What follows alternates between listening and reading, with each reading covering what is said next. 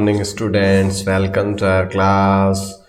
We are going to discuss about class 9th book Moments chapter number 1. CBSE RBSE both syllabus are same, दोनों syllabus वही हैं. तो आज अपन कक्षा 9 के बारे में बात कर रहे हैं जिसका कि चैप्टर नंबर 1 है लॉस्ट चाइल्ड यानी कि खोया हुआ बच्चा. अब पार्ट 1 अपन ऑलरेडी इसका कर चुके हैं. अगर आपने वो नहीं देखा तो पहले वो देख लीजिएगा. उसमें हमने देखा कि भाई किस प्रकार से एक बच्चा जो है अपनी मम्मी पापा के साथ मेले में जाता है, बीच में आने वाली चीज़ों से किस प्रकार से वो फैसिनेटेड होता है, आकर्षित होता है और उस बार बार वो अपने पेरेंट्स से पीछे रह जाता है. पेरेंट्स बार बार पुकारते हैं और आखिर में जो है वो बच्चा मेले की दहलीज पर पहुंच जाता है. और वहां जाने के बाद क्या होता है, देखो यहाँ तक अपन पढ़ चुके हैं. अब देखो आगे यहाँ से शुरू करेंगे. स्वीट, देखो अ स्वीट मीट सेलर हॉक्ड यानी कि एक स्वीट मिठाई बेचने वाला व्यक्ति जो है वो आवाज़ लगाता है gulab jamun, rasgulla, barfi, jalebi at the corner of the entrance. एकदम से मेले के अंदर एंटर होते ही भी देखो ज़्यादातर दुकानें जहाँ मिठाई की या खाने पीने की दुकानें कहाँ होगी, या तो एंट्री के समय या एंडिंग पॉइंट पे. तो यहाँ एंट्री होते ही जो है कॉर्नर पे वो दुकान थी. A crowd pressed round his counter, और जो एक भीड़ जो है उसने बिल्कुल एक गोल घेरा बना रखा था उसके पूरे काउंटर के ऊपर.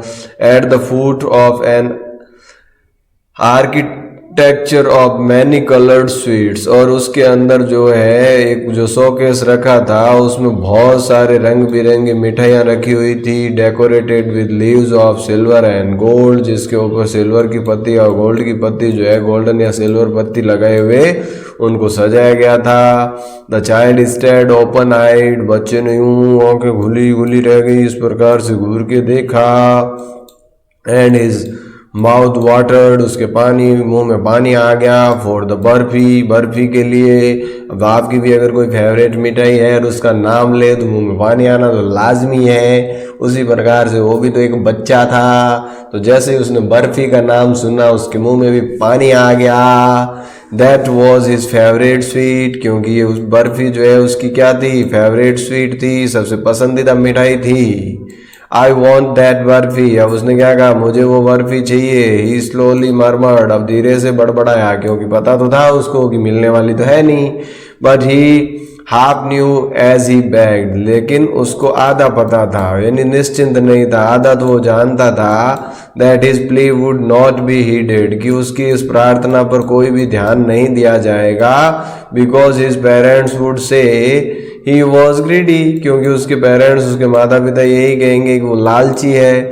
सो विदाउट वेटिंग, इसीलिए बिना इंतजार किए, फॉर एन आंसर, जवाब का प्रतीक्षा किए बिना ही मूव्ड ऑन, वो आगे बढ़ गया. अभी जवाब तो उसको पता ही था. ए फ्लावर सेलर हॉक, तभी जो है एक फूल बेचने वाला जो व्यक्ति था वो चिल्लाया ए गार्लैंड ऑफ गुलमोहर, भाई गुलमोहर की माला ले लो. ए गार्लैंड ऑफ गुलमोहर, गुलमोहर की माला ले लो. द चाइल्ड सीम्ड इरेस्टिबली ड्राइवन, और अब बच्चा जो है एकदम से ऐसा हो कि जैसा कि मोहित हो कि कोई चीज उसको उसकी ओर अट्रैक्ट कर रही हो, खींच रही हो. He went towards the basket, अब वो उस बास्केट के पास गया, उस टोकरी के पास गया जहाँ की वो माला बेच रहे थे. वेयर द फ्लावर्स आर ले हीप्ड, जहाँ की ढेर लगाए हुए फूल पड़े थे. एंड हाफ मरमर्ड, और वो बुड़बुड़ाया, बहुत धीमी आवाज में उसने बोला आई वॉन्ट दैट गार्लैंड, मुझे वो माला चाहिए. But he well knew his parents would refuse, लेकिन वो अच्छी तरीके से जानता था कि भी उसके मम्मी पापा उसको मना कर देंगे. टू बाई, खरीदने के लिए, हिम, उसके लिए, दोज फ्लावर्स, बिकॉज, इन फूलों को, क्योंकि, दे वुड से, वो यही कहेंगे, दैट दे वर चीप, कि ये तो बहुत ज़्यादा सस्ते हैं. So without waiting for an answer, इसीलिए बिना किसी जवाब की प्रतीक्षा किए, ही मूव्ड ऑन, यानी वो आगे बढ़ गया. A man stood holding a pole with yellow red green and purple balloons. अब देखो एक व्यक्ति जो है मैन यानी एक आदमी स्टूड खड़ा था होल्डिंग ए पोल, एक पोल को पकड़े हुए जिसके ऊपर क्या लगे थे yellow red green purple balloon, यानी कि पीले लाल हरे और पर्पल कलर के बैलून्स जो है यानी कि गुब्बारे जो है फ्लाइंग फ्रॉम इट, जो कि ऊपर उड़ रहे थे। The child was simply carried away by the rainbow glory of their silken colors, और the child was simply cried यानी बच्चा जो है एकदम से उसके मुंह से चीख निकल गई जब उसने रेनबो ग्लोरी रेनबो कलर देखा इंद्रधनुष के कलर का, of their silken colours in colours को, and he was filled with an overwhelming desire, और वो जो है भर गया एक ओवरवेलमिंग का मतलब अति उत्साहित करने वाली डिजायर यानी इच्छा से, टू पोजेस देम ऑल कि मैं तो ये सब लूंगा भी, मुझे तो ये सारे के सारे बैलून्स मुझे चाहिए। But he new well his parents, लेकिन वो अपने पेरेंट्स को बहुत अच्छे से जानता था।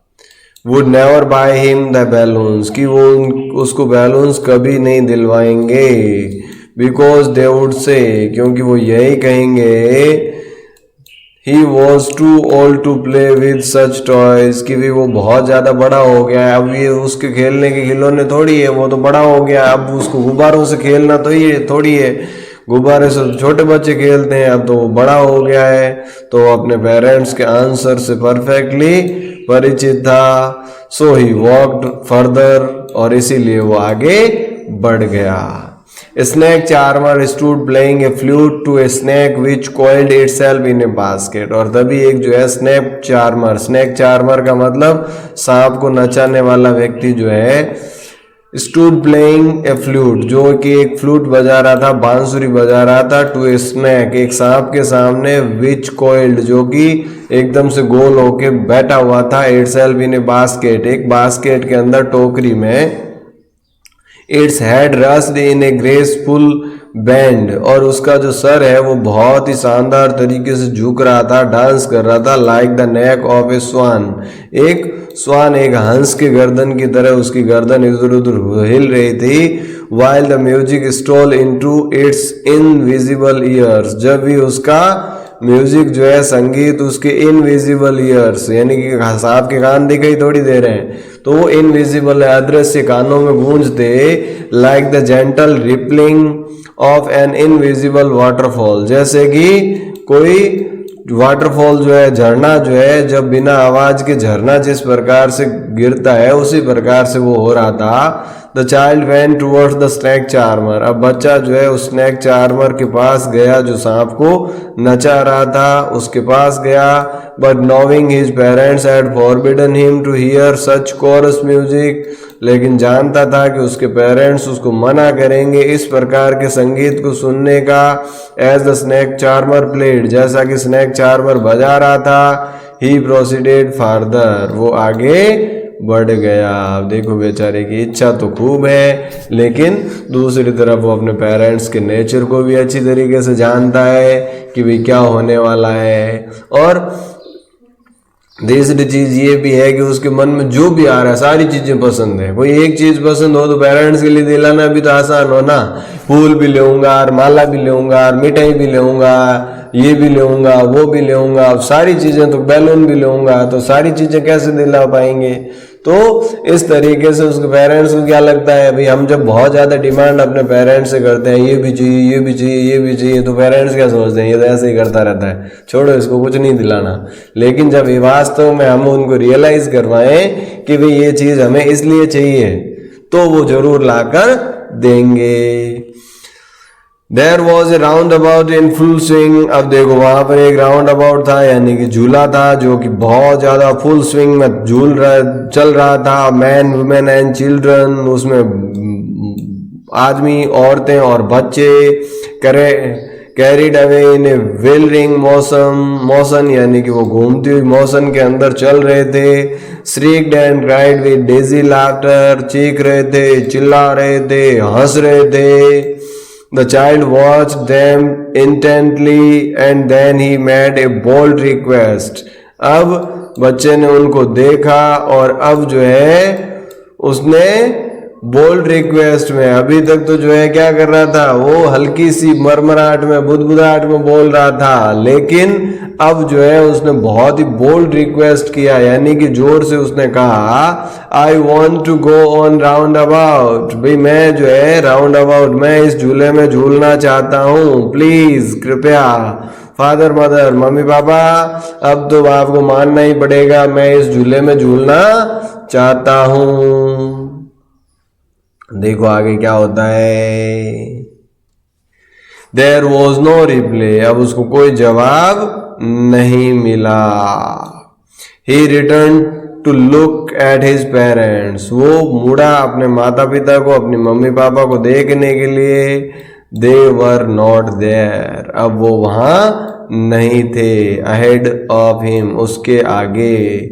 ही टर्न, वो मुड़ा। To look on either side, दोनों तरफ। दे वर नॉट देयर, लेकिन वो वहां भी नहीं थे। ही लुक्ड बिहाइंड, उसने पीछे देखा। There was no sign of him, लेकिन वहां भी उनके कोई संकेत नहीं थे, वहां भी वो नजर नहीं आ रहे थे। तो आज के सेशन में अपन इतना ही पढ़ेंगे कि वे किस प्रकार से अपने मम्मी पापा के साथ में जब वो घूमा तो उसकी कैसी फीलिंग थी, कौन कौन सी चीज़ें देखी, किन किन चीज़ों से वो आकर्षित हुआ और किन किन को करने की, लेने की इच्छा थी, और आखिर में उसने जो है सारी चीज़ों को इग्नोर करते हुए उस झूले में झूलने के लिए उसने बोल्ड रिक्वेस्ट किया, लेकिन देखा तो उसके मम्मी पापा गायब थे। अब क्या उसको उसके मम्मी पापा मिलेंगे, क्या ये सारी चीज़ें वो लेगा, क्या होगा, ये देखेंगे अपन नेक्स्ट पार्ट में। तब तक के लिए थैंक यू। जय हिंद, जय भारत।